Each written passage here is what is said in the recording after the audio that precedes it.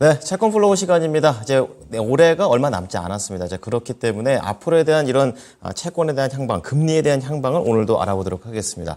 A판다 파트너스의 신년기 상무 나오셨습니다. 어서 오십시오. 네, 안녕하세요. 예, 보니까 이제 금리와 관련된 얘기를 해주셨는데 이제 국채 금리 쪽이 되겠죠. 계속해서 내려가고 있는 10년물 또 2년물이 될 텐데 이 부분과 관련해서 크게 이제 균형감 있게 설명을 좀 해주시기 위해서 좀 나눠서 좀 설명을 해주실 것 같아요.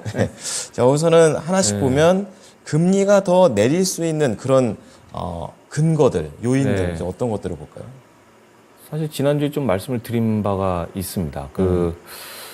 지난주에 이제 10년 금리에 대해서 좀 말씀을 드리긴 했는데 10월 초에 5%를 찍었다가 두 달이 채 지나지 않은 지금 현재 3.9% 정도밖에 안 되는 거죠. 그래서 한 1.1% 정도 하락을 했는데 과도하다고 때 얘기하실 것 같은데 상당히 좀 과도하다 이렇게 생각은 하지만 어쨌든 금리가 내려가는 그 요인에 대해서 세 가지를 한번 꼽아왔습니다. 첫 번째는 이제 물가 부분인데요.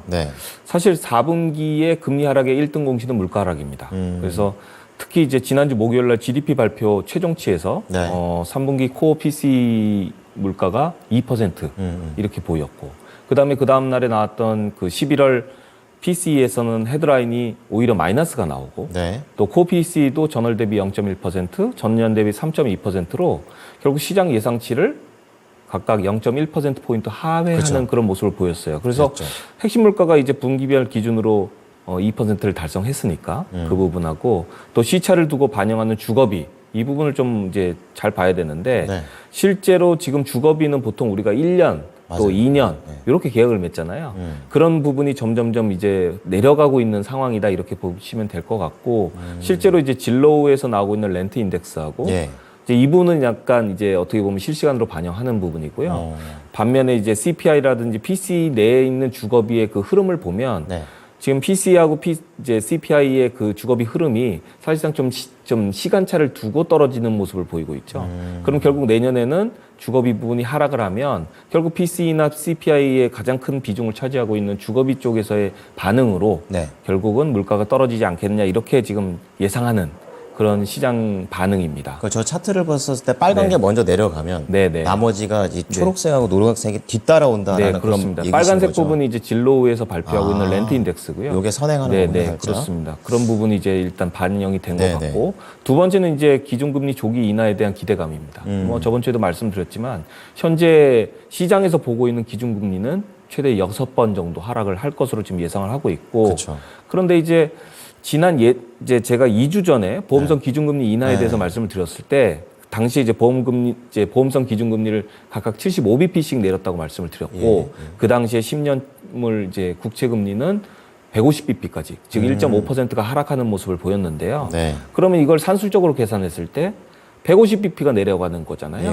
그러면 이제 산술적으로는 국채 10년이 300bp, 3%가 떨어진다는 그런 산술적인 계산을 할 수 있는데 많이 떨어지는 거죠. 근데 이제 현실적으로는 중립금리 자체가 지금 2.5% 정도 보고 있고 이런 상황에서 2%는 좀 맥센스하지는 않죠. 이해는 좀 안 되는 상황인데 그럼에도 불구하고 보통은 이제 시장과 이제 점도평 간의 괴리가 한 1, 2회 정도 차이는 납니다. 그래서 3회 인하라고 이미 점도표에서 나타났듯이 시장에서는 한 5회 정도 맥스 이 정도 봤을 때는 현재 10년 금리가 3.9%니까 한 3% 초반까지 떨어질 수 있다는 부분은 산술적으로 가능하다. 이 부분이 금리 하락을 좀 촉진하고 있지 않느냐 이렇게 생각을 하고 있고요. 마지막으로는 이제 고용지표 악화 부분인데요. 이 부분은 사실 고용지표는 지금 현재도 좋습니다. 솔직히 견조해요. 상당히 견조하고. 안 꺾이는 것 같아요. 그렇습니다.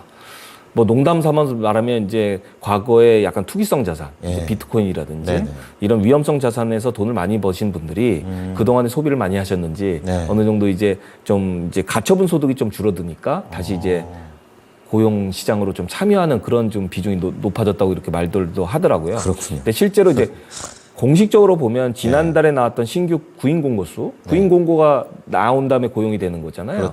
그러면 이제 구인 공고 수가 어느 정도의 그 고용 지표의 선행 지표라고 이제 말씀드릴 수 있겠는데 지난달 구인 공고 수 졸스가 사실 900만 명 이하로 떨어졌죠.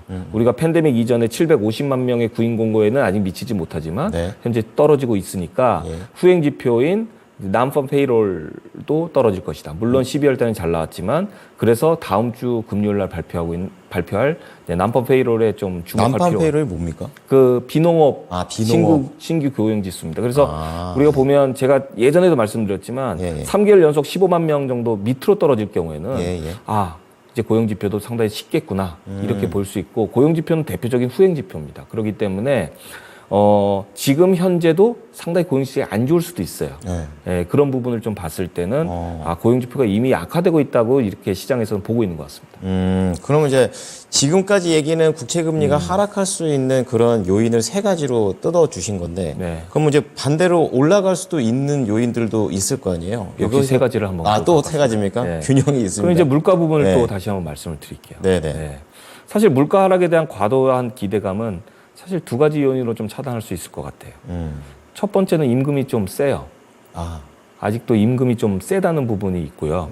실제로 이제 그 예로는 지난 10월 달에 한 파업을 한 달 정도 계속 했었던 전미 자동차 노조와의 그런 그 합의 과정에서 보시면 실제로 올해는 11% 정도 인상을 하고 2028년까지 누적 한 33% 정도 인상을 합니다. 이게 센 편인 거군요.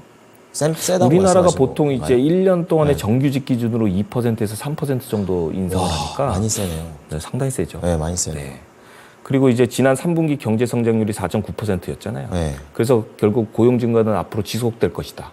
이런 또 반론도 있습니다. 그리고 목표 물가를 2%를 달성하기 위해서 연준이 제시한 임금 상승률이 보통 3.5% 정도 되는데요. 실제 애틀란타 연은에서 발표하고 있는 매월 그 임금 상승 트래커를 보면 둔화는 하고 있지만 여전히 한 5% 정도에서 머물러 있습니다. 이게 좀 꺾여야 되는군요. 더 꺾여야 되죠. 사실 더 꺾이려면 어느 정도의 리세션도 감안을 하고 떨어져야 되거든요. 근데 현재 경기가 상당히 세다는 부분, 이런 부분에서 사실 제가 한 가지를 좀 꼽을 수 있겠고, 두 번째는 기저효과를 좀 말씀드릴 수 있을 것 같아요. 왜냐하면 2022년에 물가가 급등을 했지 않습니까?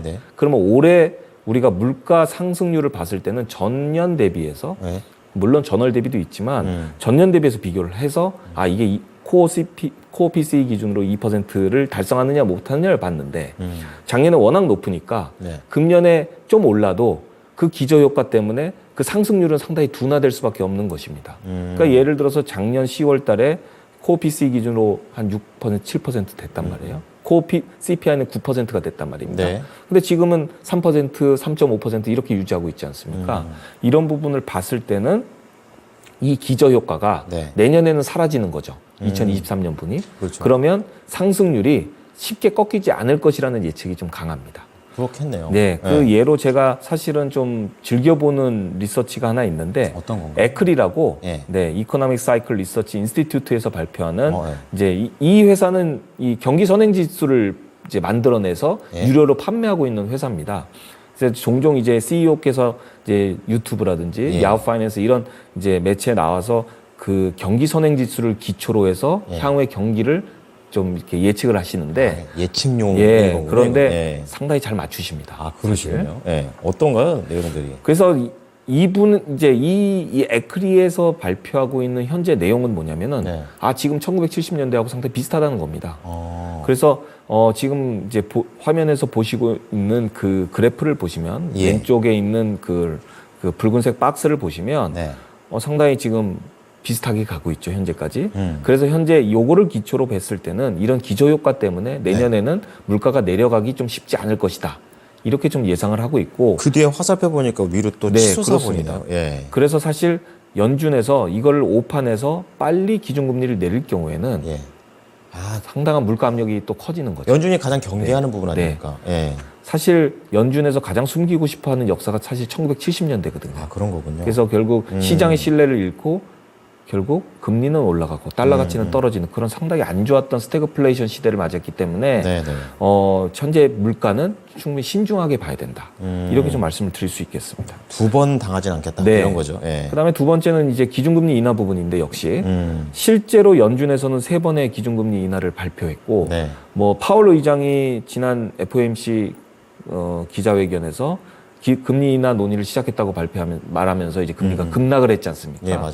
근데 그 이후에 사실 그 윌리엄스 뉴욕 연은 총재 발언을 좀 귀담아 들을 필요가 있는데 네. 지금 현재는 그런 일 없다.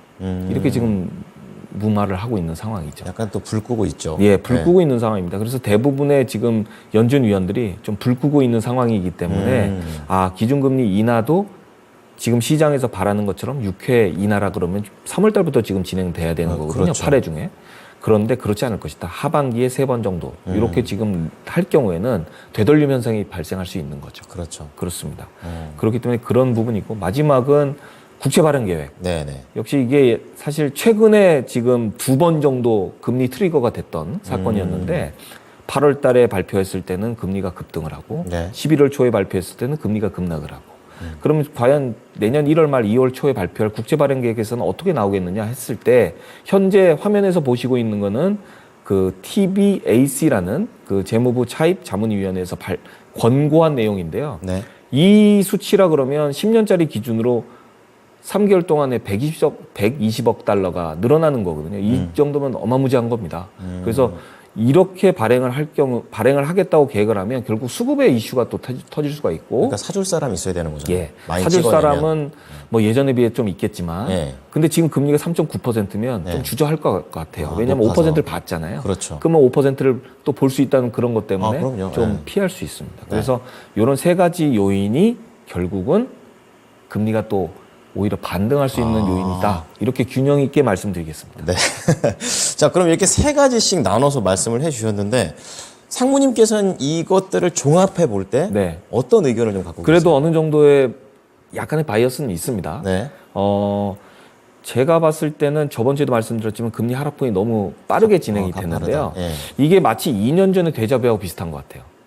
제가 2021년 말에 이제 운용을 할 때 갑자기 11월 달에 그때 기억나시는지 모르겠는데, 오미크론. 그러니까, 오미크론? 예. 그것도 질병 종류잖아요. 예, 그러니까 팬데믹. 그래서 이제 코로나 일종인데, 오미크론이 이제 유럽에 퍼지면서 11월 달부터 금리가 급락했던 상황이 벌어졌습니다. 그러면서 이제 12월 달까지 금리가 내려가는데, 중요한 부분은 뭐냐면은 12월 달에는 대부분의 기관 투자자들이 북을 닫는 시즌이거든요. 그래서 휴가를 가는 시즌인데, 그러니까 거래량이 되게 낮잖아요. 그래서 이걸 갖다 트렌드라고 속단을 하면 안 된다는 거죠. 그렇죠. 그런데 이제 2021년에 보시면 금리가 상당히 많이 내려갑니다. 내려가서 사실은 많이 장기물을 샀어요.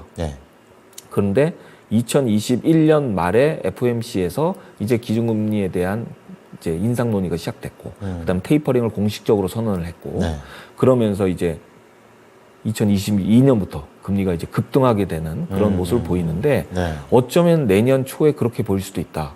왜냐하면 금리가 너무 빨리 내려갔고 금리 빨리 내려간 요인들이 너무 과도하게 시장에서 반응한 부분도 있고 또 거래량이 지금 줄어드는 12월이기 때문에 지금 금리는 상당히 레벨이 위험한 레벨이다 이렇게 좀 판단하고 있고 그래서 결국 10년 내 적정 레벨은 한 4.25?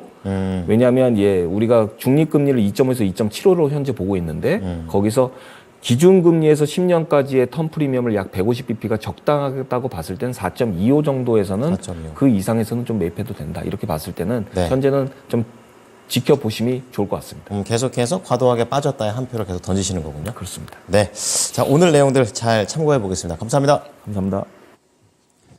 자, 채권플로우 에이판다 파트너스의 신년기 상무였습니다.